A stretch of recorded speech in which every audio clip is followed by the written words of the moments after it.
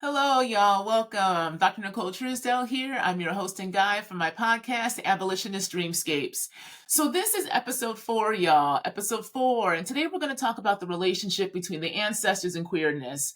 In doing so, I'll talk about how it was working with my elevated ancestors in Orisa in particular that really made the space to allow me to start to question whether I was actually straight or not, even though I had been in a relationship and marriage for the past 15 years. And in that question making, it really allowed me to start to truly break out of the type of conditioning that I didn't realize that I had kind of confined my sense of self in, even though I understood that type of conditioning because of the things that I teach. Okay. So let's get into it. Before I do, though, I first want to do a couple of shout outs and mentions. The work that I do in the public, this podcast, being able to teach in the public on platforms like TikTok and IG, along with my YouTube, can only be made possible through the support of my patrons and donors. And so, first, I want to give a big shout out to my patrons on my Patreon. I have a Patreon of the same name, Abolitionist Dreamscapes, in which I go much more into various lessons, contemplations, and musings around what it means to acknowledge the type of oppressive systems that have constructed our sense of self, our relationship to one another, and how we understand living in life, therefore our humanity. What happens when we start to not only question but break those types of conditionings while at the same time making space and opening up the ability to dream of new ways of knowing being that actually center our humanity. We have to understand how we've dehumanized ourselves and one another in order to dream about the humanizing ways that we can actually create spaces of living that are sustainable for life after us. And so that's for me, Abolitionist Dreamscapes, and I do that on my Patreon. And so my patrons, the support of my patrons allows me to continue to have these creative projects like this podcast in the public. And so if you would like to donate or be a part of that, I'll have it in the show notes of how to do so below. And I also have supporters, donors who show me love in various ways through either my Cash App, my Zelle, PayPal, or Venmo. And I'm grateful for that as well. And so, for those who have donated to me over the past year, just know that those donations do help sustain my ability to make space to be able to, again, to teach and dream in the public. And so, if you would like to donate and support to projects like this one, you can do so. I'll have the show notes below of how to do so. And I'm also starting to host small conversations in person for Black, queer, non-binary folks and women, both cis and trans, who live in the Chicagoland area. So my first salon conversation will be September 17th, in which we're going to be talking about the relationship between abolition and ancestors, especially as Black folks who sit at the margins of these kind of racial capitalist societies. What does it mean to invoke those who came before us in the present so that we can make space for our dreams in the future that center Blackness, queerness, and our ability to conjure new ways of knowing and being. And so if you're interested in that, again, I'll have that in the show notes as well. And that'll be the first of many to come. Okay. All right. So that's all I got for advertisements and for announcements. So let's get into it. All right. So ancestors and queerness, y'all. If you've been following me for a while, you'll know that I came out much later in life at 40. No, I just turned 42. My birthday was last week, actually, on the 21st. The day of revolution. So August 21st is also the date that the Haitian Revolution kicked off in 1791, and also the same date the Nat Turner Rebellion kicked off too. So I always say August 21st is the day of revolution and rebellion, and it's a date that I'm honored to have been born on and continue that kind of energy. And so the last week, I've been really contemplating the last year of my life, because again, the birthdays bring your solar return, and your sun comes back to the starting point of where you were born. And so it's time of reflection, as well as a time of visioning out of where you're going to go. And the last year really has been one of me settling into what it means for me to be quote unquote gay. I came out to myself really in January of 2022. I believe I mentioned it on the first episode, or maybe the second one, I can't remember right now, but that kind of coming out process to me was initially a breaking process in which my brain broke. And I talk about it that way because that's what it felt like. It felt like my brain was breaking as I allowed the question to start to emerge in my consciousness of whether I was straight or not. And I remember being on the phone with a friend. It was January. I had just moved into a house. We had bought, my ex-husband and I had finally bought a house. We were living in the middle of Michigan where his parents lived. I had just left my career in higher ed. We had moved from Rhode Island, and I had kind of settled into this idea that my life was now one that I was going to be more at home. I was trying to think about homeschooling my child because they were interested in a different way of learning. I figured maybe I needed a much more quieter life in the country, even though it was a really white space and I really didn't subconsciously truly want to be there, but I didn't know another place to go because I was just so burnt out and tired. And this is what happens when you're in burnout, y'all. When your body has been broken down so much that your mind is just on autopilot, we revert back to these kind of so-called safeties and comforts that may not really be comfortable, but it's all we know. And so that familiarity gets mistaken for comfortability. And in that comfortability, we do things that really don't honor our true nature, but it is giving us at least a kind of initial fix that has us feel comfortable in the decisions that really aren't for us. So all that to say, I moved my ass back to the middle of Michigan, but knew good and goddamn well I didn't want to be there. But I didn't know where else to go because I had not rectified the relationship with me and my own family, especially my mother.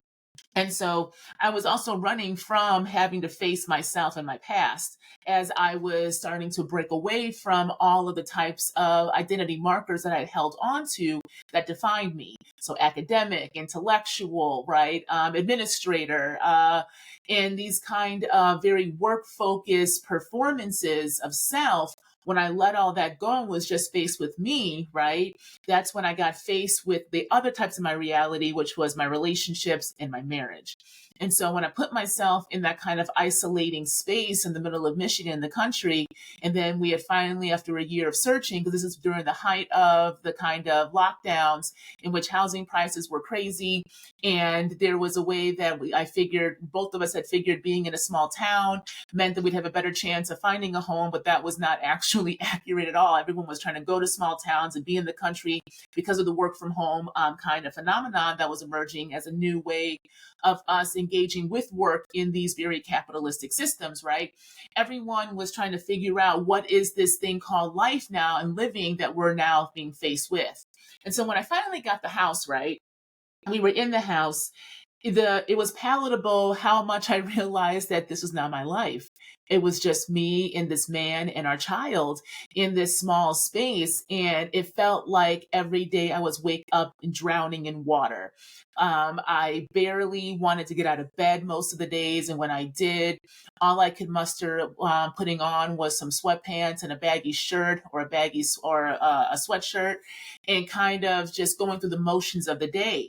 And when the Christmas break hit at that time, so it was at the end of 2021, my ex took him and our child down to Florida because, again, that's where my in-laws tended to go for the break. But this time I didn't go. So if you were in episode 1, I talked about being in Florida during 2019 to 2020, and that's starting to open me up to the fact that I wanted a freedom. And then back then in 2021 into 2022, that winter break, I stayed by myself while they went away. And it was during that next break that my brain started to finally break open because I realized that I was miserable and I had to start asking myself, what actually do I want? Now, this question was one that had been presented to me, though, for 2 years prior. When I was working and going to my godfather in person when I was living in Rhode Island, there was a way that Ifa, when I would go to the oracle and he would talk to me, or Ifa would talk, right, through the different ancestors would come down and Orisa would come down. There's a way that there was a consistent question being asked of me. And the question was, are you sure you want to be in this relationship? Orula asked that from the very first time I set my ass on that mat. And then it kept coming up in different ways for me to question the relationship I was in. Then my ancestors would come in particular, my great grandma Lily. She was very adamant because when you are in these traditions, you have to go through your ancestors first before you can get to Orisa. Ancestors got to get permission because they are the ones who are here in the flesh. And so they are the closest to us as humans. And then from them, we have our guides and Orisha and then Olodumare. Okay, and that's a really rough kind of sketch about levels and different kind of quote unquote dimensions within the spiritual traditions. And so when I would come to the mat and we would be talking and I would get the advice was always about questioning my relationship. The problem is this, though, y'all. My godfather, even though he was born in this tradition, is still a man. Who was in a society that is heavily influenced by Christian patriarchy, just as this society is. And so when I would have those messages, the interpretation that I was given was that I needed to be more diligent about showing up in my marriage. So basically, I needed to be a better wife. And that really was the kind of analysis that I was giving. And the takeaway I was given was that I needed to be more conscious about being open with him and trying to make things work, because Ifa was also making it very clear that I was miserable. Ifa would tell me I needed to look at my anger, I needed to look at my depression, that I needed to ask myself, why was I angry and depressed? Why would I feel like every day when I would wake up, I was going through the motions? Quite frankly, why I felt like sex was sometimes a chore, even though I really craved it. As I got older, my sexual drive, I realized, was getting more palatable, but yet I wasn't necessarily satisfied when we were having these kind of acts. And I thought it was because I myself I had gained weight. I thought maybe it was just because I was tired. I didn't necessarily have the best outlook on how I looked, right? So I didn't feel great. So I figured that was all contributing to essentially a not great sex life in a relationship with somebody who I was quite frankly barely tolerating, and I felt that he barely tolerated me, but we were performing this kind of thing called a heteronormative relationship, right? Well, that wasn't really what Ifa was actually telling me. Ifa was telling me to look at the damn marriage and ask myself if I really wanted it or not. But see, when you are conditioned to think about marriage in a way that is both static but also inevitable, and this idea that we are naturally born to be straight, so therefore when you're craving a relationship, it's with someone of the opposite sex, we miss a lot of actual nuances, and we don't really hear the level of wisdom and knowledge that the ancestors and other primordial beings trying to bestow upon us. Because who told us that the spiritual realm sees things in a heteronormative nature? Who told us that when we are being talked to about relationships, it always means a man or a woman, however that's defined in your society, right? Who brought those types of learnings and analysis down and made that somehow the norm that we are all beholden to? Like, who told us that, right? It sure as hell wasn't our ancestors. If you come from the diaspora, if you are a Black or Indigenous in these Western nation state projects that we now call nations, right, in the present day, who told us that was the norm? That is not our norm. And historically, when we really look at our past, pre-colonization, but even in the colonial, right? If we see what the colonial projects did and how they were so meticulous in ensuring that they broke our traditions by breaking our relationship we had to our land, to our ancestors and our practices, right? That breaking was on purpose so that they were able to supplement their understanding of relationships in life that is very binary in nature and rigid, so that it was a literal severing of what it means for us to engage in this thing called life.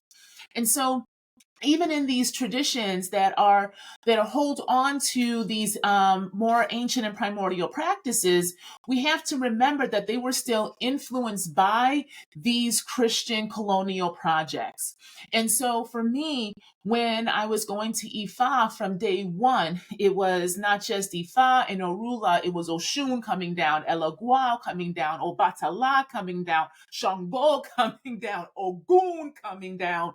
Then it was Olokun was coming out alongside my ancestors. It was a consistent message over and over and over again to ask myself what I wanted in my relationships, what brought me pleasure, what did I desire, and can I work with and ask myself what my depression and what my anger was trying to tell me, right?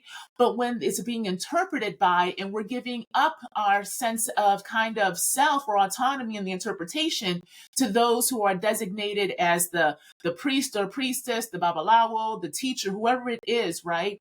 Whoever is the one who is opening the oracle, interpreting it, when they themselves have not done the kind of deconditioning work to ask how they are attached to systems that are counterintuitive to the traditions they are engaging in, then the message will get garbled. The message will be tainted with the colonizer, with the colonial, and that is how the spirit, right, the essence of colonization makes its way into these very indigenous-based practices that are counter to that cosmology and ideology, right? And so and really this comes down to the fact that we have to acknowledge that our ancestors and the primordials that we engage with, that we venerate, that we worship, right? Orisa and one of them are also queer. They are also queer as hell. Now, queerness is a term that we use in the modern day, so that term itself may seem a bit awkward or a bit weird when we place it upon these kind of ancient and primordial entities and beings, but at the same time, the essence behind what queerness is embodiment, is the embodiment of our indigenous practices, right? Because to be queer means you allow yourself to move outside the normative that is binary and rigid in nature. Queerness is about understanding that we are more than an either or. It is always a nuance in gray. This is why in some languages, they don't even have pronouns. This idea of he and she doesn't make any sense because you are a person. You are a being, and that being interacts with other beings in this thing that we call life, and that creates societies, right?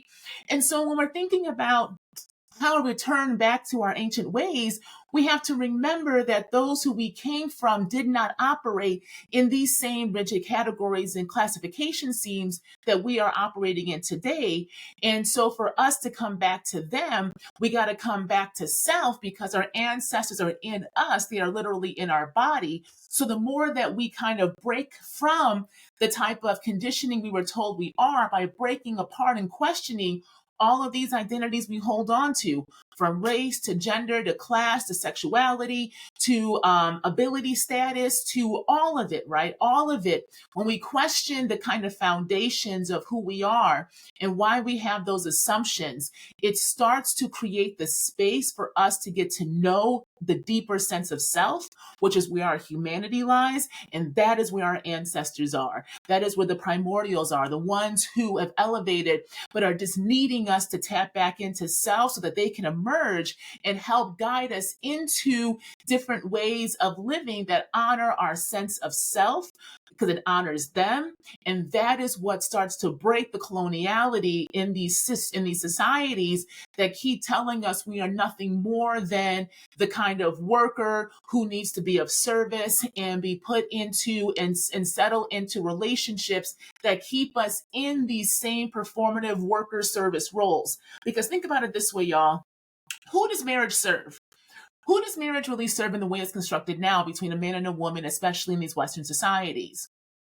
It doesn't really serve the person, especially if you are the woman or if you are the femme in the relationship, because the marriage and this kind of nuclear family reduces us down into a very individualized units that in order to sustain, you both now must work. So the nuclear family ensures that you will be beholden to a system that needs your labor, because in order to sustain that nuclear family that is isolatory in nature, but requires you to keep up appearances, being able able to, provide for at least two kids, right? Have a home, have all of these material possessions that indicate your quote unquote success. That is a trap of a system that gets you to buy into it so that you always see yourself as needing to be a laborer that has to keep producing so that you can afford to keep up this performance of the heteronormativity that the relationship is supposedly providing for you, right? And that is what safety and security is. But when we take a step back and actually ask ourselves, who does that benefit? That don't benefit nobody. It benefits nobody, y'all. It benefits nobody because we're not allowed then to actually have relationships.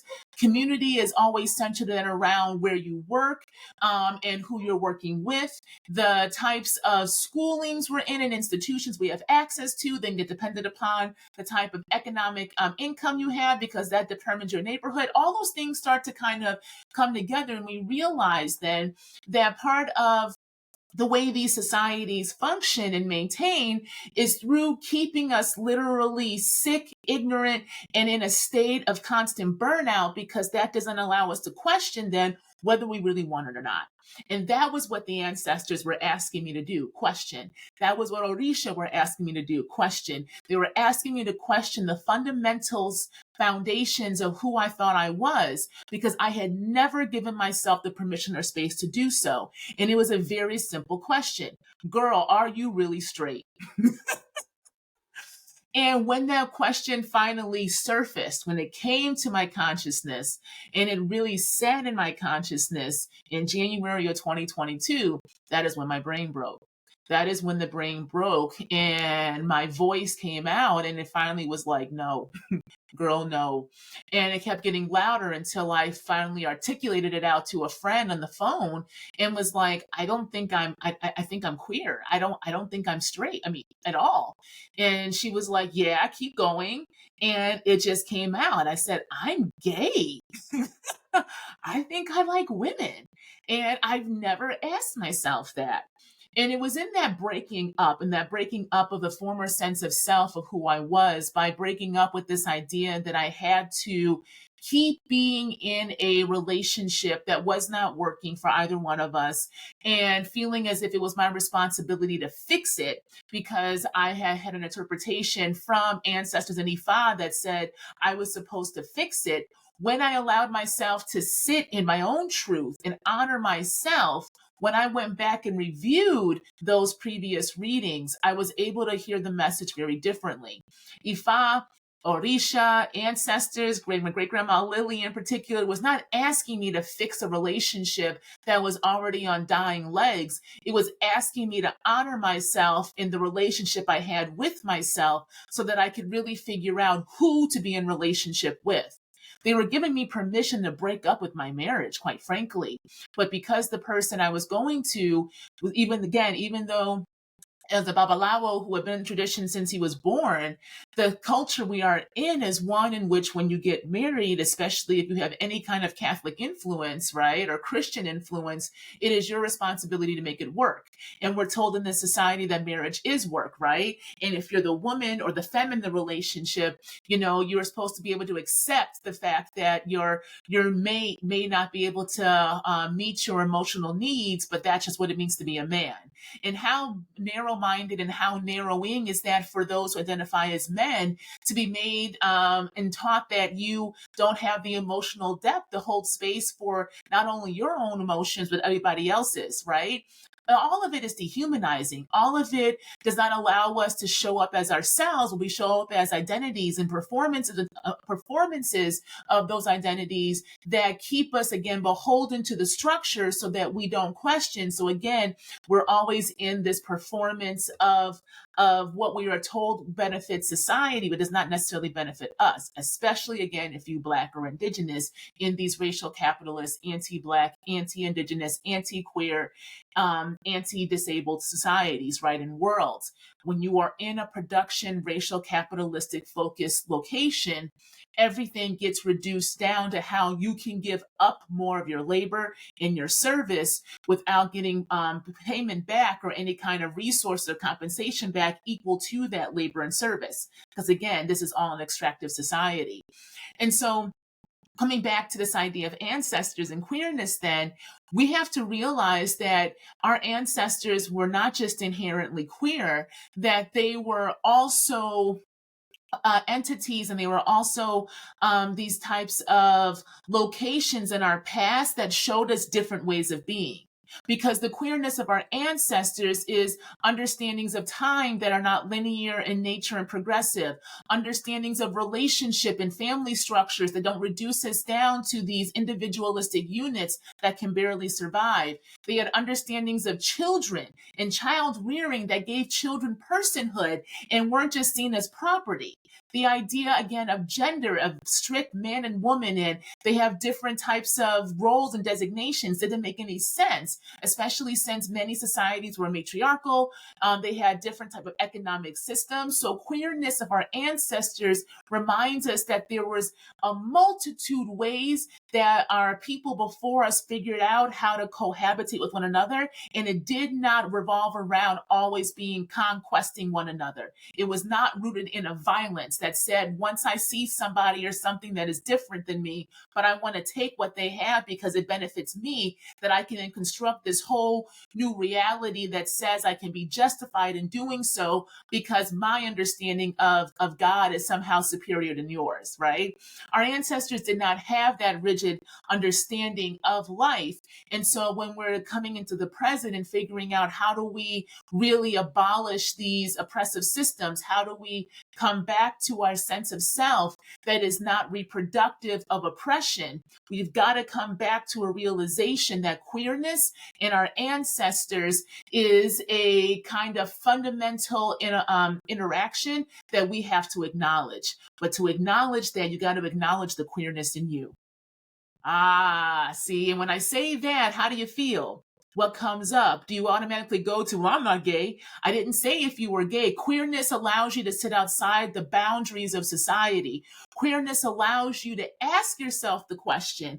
And even if you realize, well, no, actually I am attracted to somebody who's of the opposite sex than me, then at least you know that is what you actually feel, not what you were told. So therefore, because you are afraid to question those foundations and explore yourself, you then shut off the possibility, which means you double down in this type of very heteronormative, violent patriarchy of self that then is what you express to others. And so when you're not allowed to really be yourself, when you have to stuff yourself down over years and centuries, right? And then you pass that down in your lineage to others, no wonder that we have so many folks who have such visceral reactions to simple questions like, are you really straight or not? Right? The reaction to the question tells you a lot more than the answer to the question off the bat itself. And I think that's where queerness allows us to open up. And our ancestors, our primordial ancestors, the elevated ancestors are there, willing and able and wanting to enter in and teach us these different ways of being, but we have to make the space first. And so this is why I really believe in the type of abolition of self when we're also talking about abolition of structure, because the individual and structure are always having a conversation.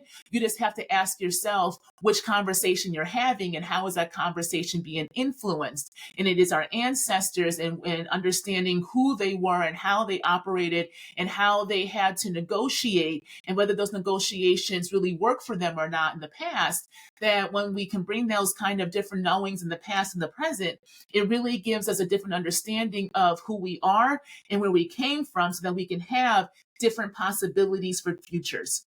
And again, this is what Orisa and ancestors have been teaching me over these past few years and continue to teach me in the present day. So I'm going to stop there because that really, to me, is a good introduction to what it means to engage with queerness and our ancestors, in particular through these various ATRs. But even if you don't come from a African traditional religion, you do still have ancestors. And in those ancestral lineages, in those ancestral conjurings, there is a way you can start to excavate the idea of who you really are when you give yourself permission to ask to really delve into where you came from. And in order to figure out where you came from, you got to then interact with the past that has a hell of a lot of a hell of a lot of permutations that have been denied to us because we live in a society as well that does not want us to know our past because it has too much weight in the present. So ancestral work and ancestral veneration and lineage understandings of where you come from require a facing of the truth of the past. And in, again, a society that does not want to face its past and not want to face its truths, when you start to do that work ancestrally, you will be going into truths that will butt up against the foundations of what you were told. And this is where you're going to really start to feel the weight of that historical past in the present. And you have to ask yourself then, are you truly committed to abolishing these systems? And in order to abolish these systems, you have to be willing and able to face that historical past that is rooted in a violence that either gave you in the present a space to be able to ignore that past because you occupy a position of privilege, or you're in a position that you have to face that past because that past is what is creating a present that is oppressive for you in nature. Okay, so just some things to muse about. Next time we come back, we're going to talk some more about the ancestors and what it means to actually work with them by learning from them, and how working with them is not necessarily the same thing as venerating them, but veneration and work with ancestors do have a relationship that has to be both examined separately in order to understand how they work together synchronistically. Okay. All right. Until next time, take care of yourselves and each other.